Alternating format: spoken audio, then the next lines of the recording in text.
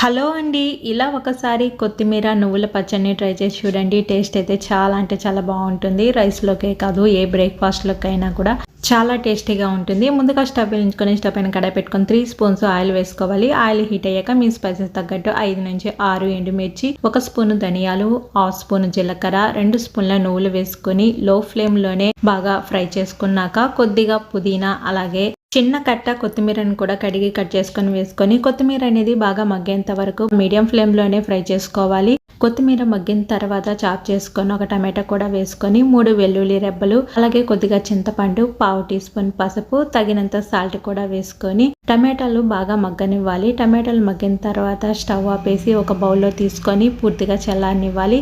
చల్లారిన తర్వాత ఒక మిక్సర్ జార్లోకి వేసుకొని కోర్సు చట్నీలా గ్రైండ్ చేసుకోవాలి. ఎటువంటి పోపు లేకపోయినా ఈ చట్నీ ఇడ్లీ, దోశ, రైస్ ఇలా ఎందులోకైనా చాలా అంటే చాలా టేస్టీగా ఉంటుంది. ఇలా ఒకసారి ట్రై చేసి చూడండి. Thanks for watching.